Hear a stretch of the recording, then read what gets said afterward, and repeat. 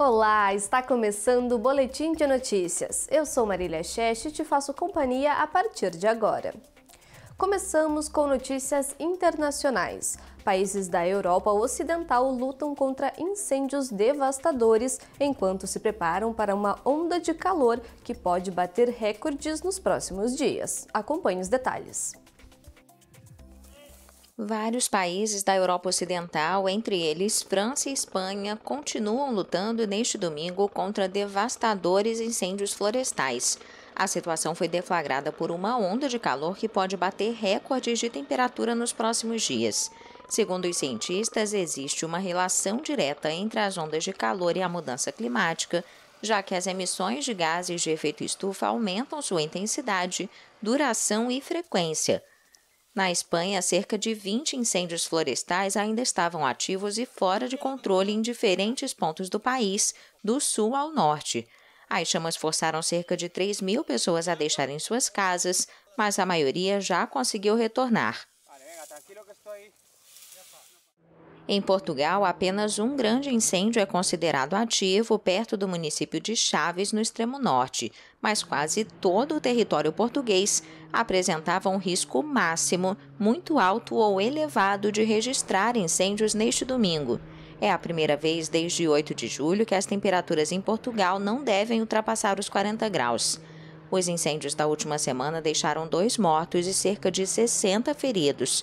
O fogo destruiu entre 12.000 e 15.000 hectares, segundo cálculos oficiais. Na França, a situação é crítica. No sudoeste do país, os bombeiros continuam lutando contra 2 incêndios que já devastaram em torno de 11.000 hectares desde terça-feira, na região de Bordeaux, uma área equivalente à de Paris. Segundo a agência meteorológica Météo France, as temperaturas podem chegar a 40 graus nesta área. No domingo, 51 departamentos estavam sob vigilância laranja, 15 sob a vermelha, a mais alta, devido à escalada dos termômetros.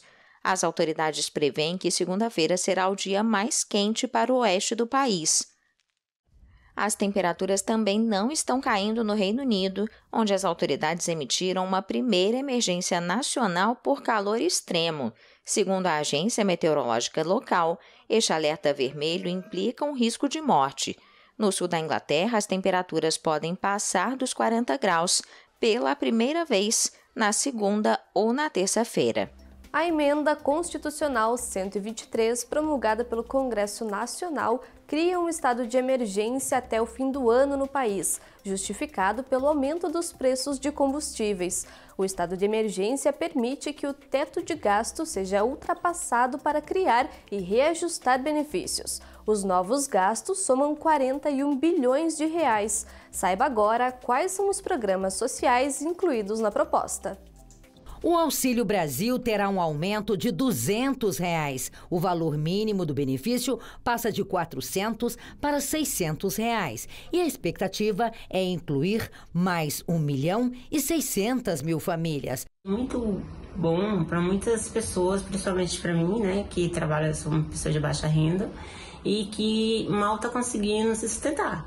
A ajuda para comprar o gás de cozinha dobrou. Agora o valor a ser pago será o suficiente para comprar um botijão a cada 2 meses. Na média do país, um custo de R$ 120. Caminhoneiros cadastrados no Registro Nacional de Transportes Rodoviários de Cargas vão receber R$ 1.000 por mês. Já os motoristas de táxi passam a receber R$ 200 mensais. O texto também inclui benefícios econômicos, com a redução do imposto para produtores e distribuidores de etanol. No total, a PEC deve gerar um custo aos cofres públicos de R$ 41,2 bilhões. Mas essa despesa é temporária, perde a validade no último dia do ano. A PEC aprovada pelo Congresso Nacional cria um estado de emergência no país. E a justificativa para isso foi o aumento extraordinário e imprevisível nos preços do petróleo, que, segundo a proposta, gerou impactos sociais. Com isso, os recursos para o pagamento de benefícios podem ficar fora do cálculo do teto de gastos do governo. Estamos passando por um momento de recuperação social. Então, esse programa veio para socorrer essas famílias no Brasil e trazer essa ajuda para superar essa situação que elas se encontram. A manicure Eliane já faz planos para o dinheiro a mais que irá entrar. Eu vou comprar comida, carne, porque eu tenho 2 crianças pequenas, né? E então vai ser um dinheirinho bom, graças a Deus.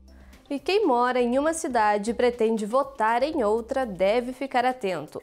O prazo para pedir o chamado voto em trânsito já começou. Veja agora quem tem direito a essa transferência e o que é preciso fazer para solicitar a mudança. O voto em trânsito ocorre quando o eleitor está fora do domicílio eleitoral e indica outra cidade para votar. Isso só é possível em capitais e municípios com mais de 100 mil eleitores. Qualquer pessoa pode pedir o voto em trânsito no primeiro, no segundo ou nos 2 turnos. A relação dos locais onde haverá voto em trânsito deverá ser divulgada nas páginas dos tribunais eleitorais até o dia 17 de julho. Os pedidos devem ser feitos em atendimento presencial. Não há opção de solicitação pela internet. Aqui em São Paulo, eu moro aqui em São Paulo, eu vou até um cartório eleitoral e eu vou fazer a minha inscrição para o voto em trânsito. Lá vão me dar uma lista, eu já vou escolher um lugar lá em Brasília para eu votar. Então, no dia eu sei que eu vou em determinado lugar fazer a votação. É transitório, a gente coloca o eleitor lá naquela urna que ele escolheu naquele lugar e depois, passada a eleição, ele volta para a zona eleitoral dele aqui em São Paulo. Há 2 possibilidades de voto em trânsito. Quem estiver fora da cidade, mas dentro do mesmo estado, poderá participar das eleições para todos os cargos: presidente da República, governador, senador, deputado federal, estadual ou distrital. Já os eleitores que pretendem votar em outro estado poderão participar da escolha apenas para o cargo de presidente da República. Mas atenção, depois do prazo de solicitação do voto em trânsito, não é possível mudar de ideia. Caso ele faça essa solicitação e por algum motivo ele não viaje, não se desloque, ele não vai poder votar e aí ele vai ter que justificar. E falando em eleições, o Tribunal Superior Eleitoral revelou o perfil de quem pode votar em outubro. De 2018 para cá, o eleitorado brasileiro cresceu 6%. Mas o destaque é para quem nem é obrigado a votar, mas fez questão de tirar o título. Jovens entre 16 e 17 anos, para quem o voto é facultativo, se interessaram mais nessas eleições do que nas passadas, as de 2018. Segundo o Tribunal Superior Eleitoral, TSE, houve um crescimento no eleitorado de cerca de 51% de pessoas dessa faixa etária. Só nos 4 primeiros meses deste ano, mais de 2 milhões de jovens tiraram o título eleitoral. No total, são mais de 156 milhões de eleitores no país. A região sudeste é o maior colégio eleitoral, puxada principalmente pelas cidades de São Paulo, Rio de Janeiro e Belo Horizonte, que estão entre as 5 com mais eleitores no Brasil. Em seguida, vem a região nordeste, o sul, o norte e, por último, o centro-oeste. E se a cidade de São Paulo é a que tem mais eleitores, a que tem menos é do mesmo estado, a cidade de Borá, com 1.040 eleitores. As mulheres são mais da metade do eleitorado, com 53%, e os homens, com 47%. Um dado chama a atenção: o número de eleitores que vão usar o nome social, garantido para pessoas transgênero, transexuais e travestis, cresceu 4 vezes mais nestas eleições. É a terceira eleição seguida que esse direito é garantido. As doenças que afetam os olhos muitas vezes chegam sem dar grandes sinais. Pode ser uma simples coceira no olho, visão borrada ou dificuldade de ler. Especialistas indicam que as consultas de rotina são fundamentais para diagnosticar problemas de visão e evitar desfechos graves. Segundo o Ministério da Saúde, 75% dos casos de cegueira no Brasil são curáveis ou evitáveis. Muitas vezes os sintomas não aparecem, como no caso de Sandra, que tem ceratocone. Descobri em 2002, na época eu trabalhava no Valparaíso, uma papelaria, e fui tentar enxergar uma placa de um curso de inglês. E fui tampando um olho e deixando o outro aberto para ver o que eu enxergava.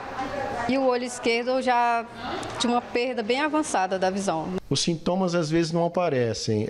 A pessoa que tem visão excelente de um olho e tem a visão borrada, né, a visão baixa do outro olho, no dia a dia, às vezes o cérebro não dá essa sinalização. Segundo o Ministério da Saúde, 75% dos casos de cegueira no Brasil são curáveis ou evitáveis. Isso quando diagnosticados cedo. E olha só, representa 3 em cada 4 casos registrados no Brasil. E os médicos recomendam que as consultas oftalmológicas devem se iniciar já no primeiro ano de vida. A Sociedade Brasileira de Pediatria já aconselha aos pediatras que encaminhem a criança para ser consultada no primeiro ano de vida, porque no primeiro ano de vida podem haver problemas, até como tumores intraoculares, que têm que ser diagnosticados até por uma questão de sobrevida dessa criança. E fica o recado do oftalmologista. Os olhos são a janela da alma, né? Então, se a gente quer deixar esses olhos cada vez mais saudáveis, tem que haver essa prevenção, com certeza. Está terminando o Boletim de Notícias. Obrigada pela sua companhia e até a próxima.